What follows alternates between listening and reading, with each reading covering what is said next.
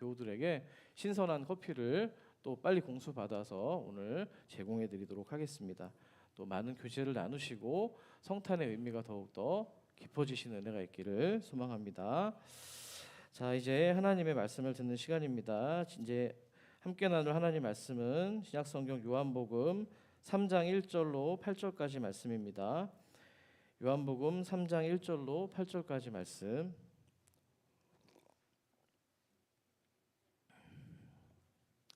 요한복음 3장 1절로 8절까지 말씀 한 절씩 교독하신 후에 저와 여러분 마지막 절을 같이 합독하도록 하겠습니다. 1절입니다. 그런데 바리새인 중에 니고데모라 하는 사람이 있으니 유대인의 지도자라.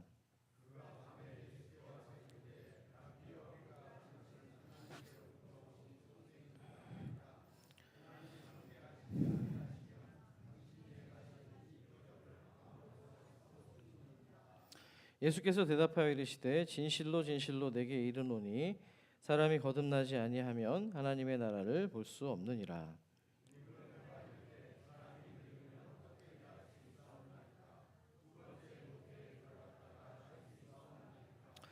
예수께서 대답하시되 진실로 진실로 내게 이르노니 사람이 물과 성령으로 나지 아니하면 하나님의 나라에 들어갈 수 없느니라. 내가 내게 거듭나야 하겠다는 말을 놀랍게 여기지 말라. 내가 그 소리는 들어도 어디서 와서 어디로 가는지 알지 못하나니 성령으로 난 사람도 다 그러하니라. 아멘.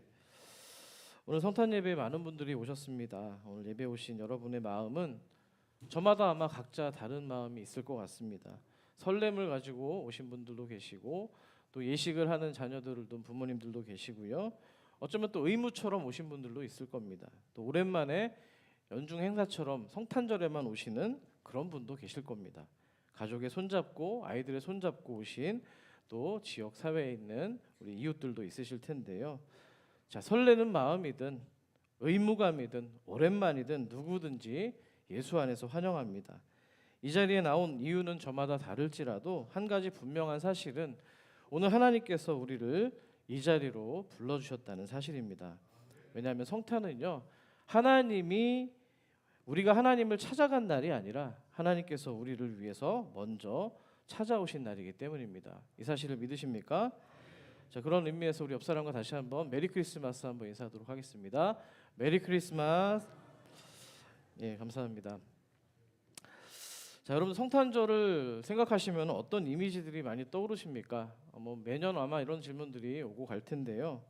예쁘게 포장된 선물이 생각이 나실 수도 있고 반짝이는 또 트리가 떠오르기도 합니다. 캐롤이나 종소리가 생각나기도 하고요. 눈 내리는 화이트 크리스마스가 생각나기도 하죠. 하나같이 밝은 이미지들입니다. 우리 아이들이 또 이렇게 꽃갈 모자까지 이렇게 썼는데 산타 모자도 썼는데요. 자, 우리가 떠올리는 성탄은 그렇게 밝은 장면들입니다만 사실 성경이 말하고 있는 성탄은 그것과는 조금 결을 달리합니다. 무대 조명처럼 한 번에 이렇게 쫙 번쩍하고 켜지는 게 아니라 추운 밤 난로가 켜질 때처럼 조용히 은은하게 그 빛과 열이 전해져 오기 시작합니다. 너무 문학적인 표현 아닙니까? 예, 추운 밤 난로가 켜질 때처럼 은은하게 빛이 번져온다는 거죠. 자, 누가복음은요, 그 빛이 처음 닿는 자리, 복음의 빛이 비추는 공간이 들판이었음을 이야기합니다. 목자들이 밤에 들판에서 양떼를 지키고 있을 때 천사가 찾아와서 예수님의 탄생 소식을 전해주었기 때문입니다. 성경은 예수님의 정확한 출생 시각을 기록하지는 않습니다. 밤인지 새벽인지 정확하지는 않습니다만 분명한 건 성탄의 첫 소식이 밝은 도시가 아니라 어두운 들판에 먼저 도착했다는 사실입니다. 사람들이 많이 있는 광장이 아니라 아무도 주목하지 않은 들판입니다. 음악도 없고 박수도 없는 자리였습니다. 들리는 건 그저 휑한 바람 소리와 양의 울음소리와 목자들의 옷깃이 스치는 소리였습니다. 그날 밤 우리 주님께서는 왕궁의 비단 침대가 아니라 가장 낮은 곳 가축의 구유의 자리로 찾아오셨다는 겁니다. 저는 이게 성탄의 방식이라고 생각합니다. 하나님은 우리의 사정이 뭔가 괜찮을 때만, 빛과 번쩍할 때만 찾아오시는 분이 아니라 우리의 삶이, 저와 여러분의 삶이 구유처럼 초라해 보이고 마음이 들판처럼 외로울 때 그 낮고 낮은 자리로 찾아오시기 때문입니다. 누가복음이 들판에 밤을 보여주었다면 요한복음은 한 사람의 어둠과 밤을 비추어 주고 있습니다. 그 어둠 속으로 주님께서 어떻게 찾아오셨는지를 기록하고 있는데요. 오늘 살펴봤던 요한복음 3장에는 사람들이 잠든 시간 한 사람이 예수님을 찾아옵니다. 그가 누구라고 기록되어 있죠? 니고데모입니다. 우리 학생들 오늘 말씀을 잘 들으면은 인생에 도움이 될 겁니다. 자, 이 니고데모는 학생이 아닙니다. 자, 선생입니다. 사람들 앞에서 늘 설명하는 사람, 또 정답을 말하는 선생이었다는 거죠. 자, 그런데 뭐가 부족했는지 니고데모가 밤에 예수님을 찾아옵니다. 왜 밤이었습니까? 밤은요, 여러분들 어떤 마음을 갖고 있습니까? 이상하게도 사람을 솔직하게 만드는 힘이 있습니다. 이거는 제 목회 영업 팁인데요. 우리 제가 이제 중고등부 교사들 또 특히 청년부를 맡고 할 때 저는 주로 7시에서 9시 타임에 전화를 겁니다. 왜 그런지 아세요? 밤이 되면은 좀 마음이 솔직해지는 시간이거든요. 대낮에 전화를 한다고 생각을 해보세요. 별로 정서가 없는 거예요. 팁을 알려드렸는데요. 저녁에 물론 전화 받는 거 불편하게 여기시는 분도 있는데 한 목사가 전화했을 때는 그런 이유인 줄 알구나 이렇게 생각을 하시면 되겠습니다. 낮 시간은 니고데모가 솔직하기 어려운 시간입니다. 그는 선생이기 때문에, 어른이기 때문에 모르는 게 있어도 모른다라고 말하기가 어렵고요. 흔들리는 신앙적인 고민을 터놓고 이야기하기가 어려웠을 겁니다. 하지만 밤이 되면 사람들의 시선이 사라지고 말이 줄어들면서 진짜 내 마음속에 목소리 질문이 커지기 시작합니다. 니고데모의 밤이 바로 그런 밤이었다는 겁니다. 그가 어둠을 좋아해서 찾아온 게 아닙니다. 질문이 생겨서 찾아온 거예요. 낮에는 말할 수 없는 그 질문을 밤에서야 꺼낼 수 있었기 때문입니다. 어쩌면 오늘 이 자리에 오신 분들의 마음 가운데 말로는 다 설명을 못해도 마음 한구석에 크고 작은 신앙적인 질문들이 있을 줄 압니다. 하나님은 정말 계신가? 라는 질문에서부터 내 삶은 지금 어디로 가고 있는 것일까? 오늘 성탄이 도대체 나에게 어떤 의미가 있는 것일까? 다양한 물음표가 있을 겁니다. 우리 아이들 같은 경우는 내가 지금 여기서 뭐 하고 있는 거지? 생각을 하고 있을지도 모르겠습니다. 그런데 우리 주님은 바로 그 질문이 있는 자리로 찾아오신다는 겁니다. 간절히 바라기는 오늘 이 예배가 질문이 있는 사람에게 먼저 다가오시는 하나님을 경험하는 자리가 되기를 소망합니다. 자, 그렇다면 한밤중에 예수님을 찾아왔던 니고데모의 질문은 무엇이었을까요? 2절을 좀 요약하면 이런 겁니다. 선생님, 우리가 보니 당신은 선생님, 특히 하나님께로부터 온 분이 맞습니다. 왜냐하면 하나님이 함께 하시지 않는다면 당신이 행한 사역들을 아무나 할 수 없기 때문입니다. 라고 이야기합니다. 니고데모는 예수님을 존중합니다. 함부로 대하지 않았습니다. 하지만 아직은 서로 거리감이 있는 상태입니다. 왜냐하면 니고데모가 예수님을 부를 때 호칭을 주님이라고 하거나 또는 메시아라고 부르지 않고 좋은 선생님, 랍비로 부르고 있기 때문입니다.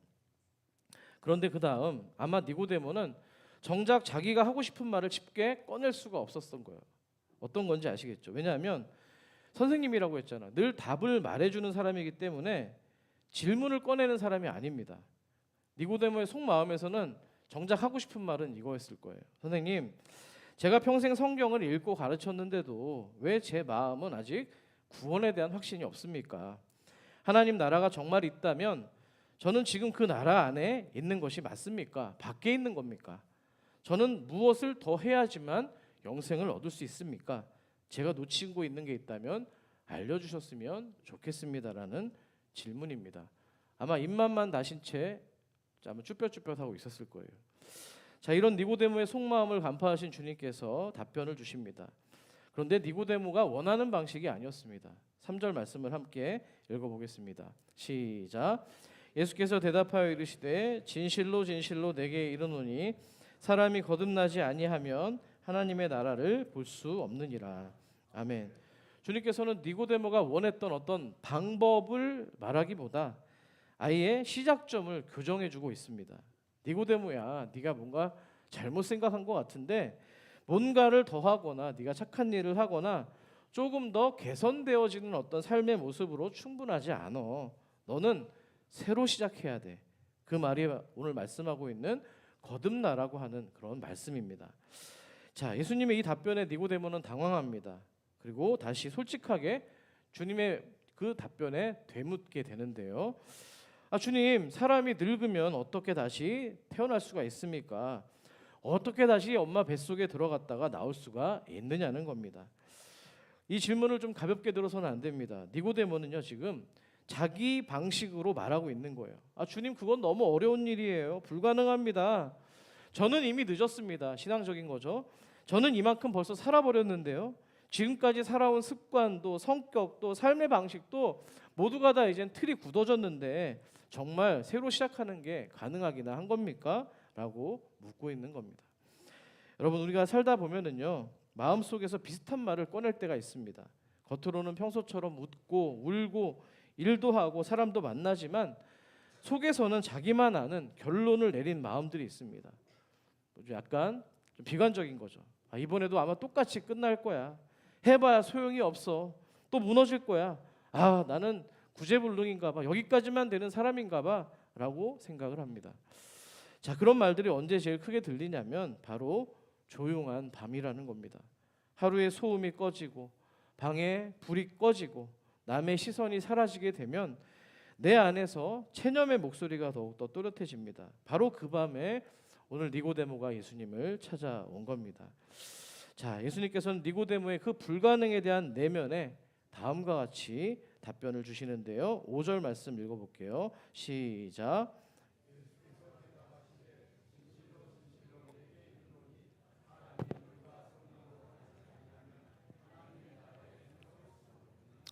아멘. 예수님이 말씀하시는 이 거듭남은요, 니고데모가 상상한 두 번째 인생이 아닙니다. 과거를 지우고 새 몸으로 다시 태어난다는 뜻이 아닙니다. 예수님이 말씀하시는 거듭남은 뭐냐면 하나님이 너의 인생 안에서 새 생명을 시작하신다는 의미입니다. 오늘 세례 입교를 받는 우리들, 그 아이들의 마음 안에서 새 생명을 하나님이 시작하신다는 의미입니다. 아멘이시죠? 그래서 오늘 예수님은 물과 성령을 말씀하고 계시는데요. 자, 먼저 물은 뭘 하는 거예요? 아까 제가 이렇게 머리에다가 이렇게 물을 뿌렸잖아요. 자, 씻는 겁니다. 하지만 단지 겉에 때를 씻는 정도가 아니고요. 물은 끝과 시작을 의미하는 거예요. 좀 우리 아이들에게 언어로 쉽게 얘기하려면 다시 출발, 또 물속에 들어갈 때는 옛날에 나는 안녕, 물 밖으로 나올 때는 새로운 내가 시작. 그래서 물은 우리에게 새로운 시작을 보여주는 겁니다. 자, 성령은 기분이 아닙니다. 하나님의 호흡입니다. 뭐라고요? 하나님의 호흡이자 생명입니다. 사람을 다시 살아나게 하는 하나님의 생명이라는 거예요. 그러니까 예수님은 이렇게 말씀하시는 거죠. 니고데모야, 너 자신이 너를 고쳐서 하나님 나라에 들어가는 게 아니라 하나님이 너를 새로 낳으셔야만 된단다, 이 얘기입니다. 자, 오늘 예배 전에 드려진 이 세례식은 그런 의미를 담고 있습니다. 세례는 내가 이렇게 잘 살겠습니다라고 하는 다짐이 아니라 주님, 저는 제 힘으로 새로워질 수가 없습니다. 주님의 은혜가 필요합니다라는 고백이라는 거예요. 세례는 그러니까 나를 새로 시작하게 하시는 분은 하나님 한 분이십니다라는 고백인 줄 믿습니다. 우리가 물속에 잠겼다가 이렇게 나오는 세례의 장면은 단순한 것 같지만 강력한 메시지입니다.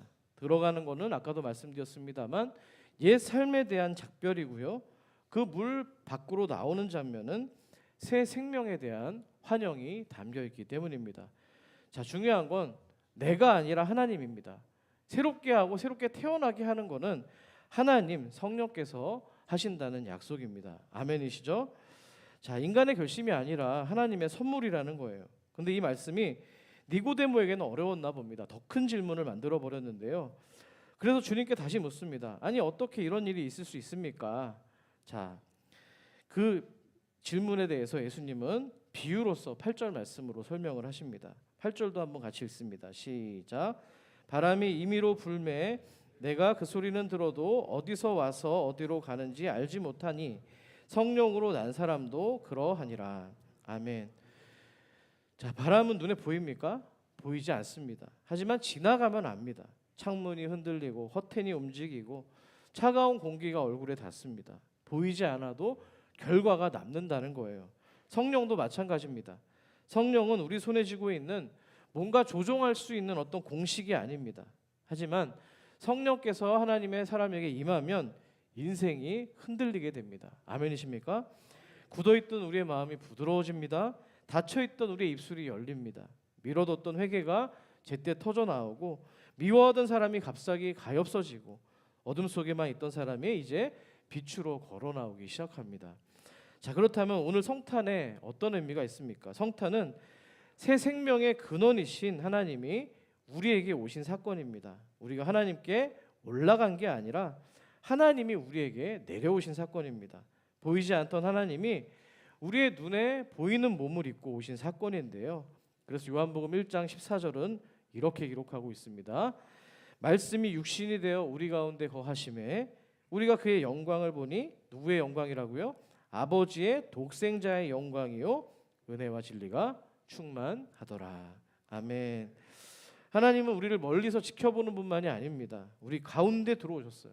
여러분의 삶의 자리로 들어오셔서 사람이 가장 조용해지는 시간, 가장 솔직해지는 밤, 사람이 가장 낮아지는 자리, 그곳으로 찾아오신다는 겁니다. 그리고 그 오심의 이유를 예수님은 가장 분명하게 니고데모에게 말씀해주고 있는데요. 여러분 너무 잘 알고 있는 부분이죠. 마지막 절로 요한복음 3장 16절을 같이 읽겠습니다. 시작.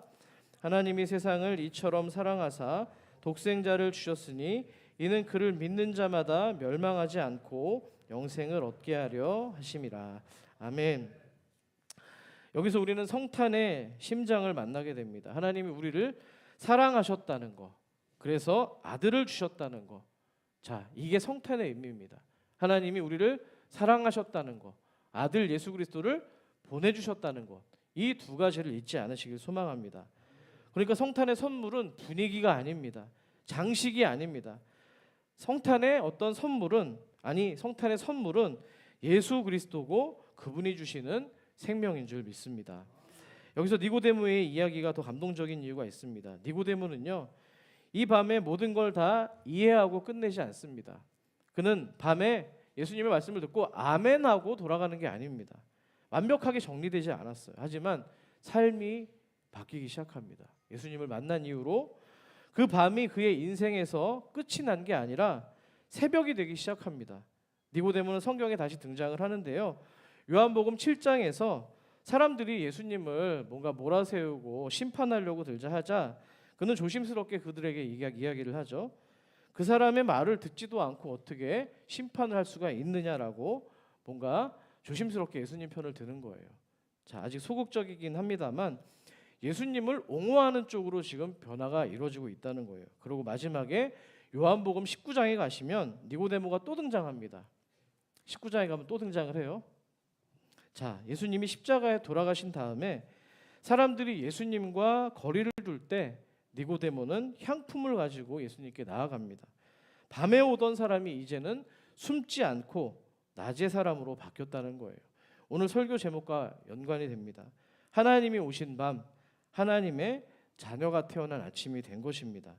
오늘 우리 아이들 세례 입교를 받은 아이들에게도 하나님이 찾아오신 성탄의 밤에 이렇게 또 하나님의 자녀로 태어나는 아침을 맞이하게 된 것입니다. 니고데모의 밤은 곧장 대낮이 않았습니다. 하지만 분명한 건 그의 밤이 더 이상 예전의 질문 가운데 있는 밤이 아니라는 겁니다. 왜요? 하나님이 그 밤에 니고데모에게 찾아오셨기 때문입니다. 그 사람 인생에서 새벽이 열리기 시작한 것이죠. 말씀 정리합니다. 오늘 이 성탄절에 우리에게도 같은 일이 일어납니다. 오늘 이 자리에 오신 여러분의 마음이 어떤 모양이든지 괜찮습니다. 설렘이든 의무이든 오랜만에 용기를 내서 오셨든 가족을 따라오셨든 그 마음 한구석에 있는 어떤 물음표가 완전히 해결되지 않더라도 괜찮습니다. 하나님은 그 질문을 가진 사람에게 찾아옵니다.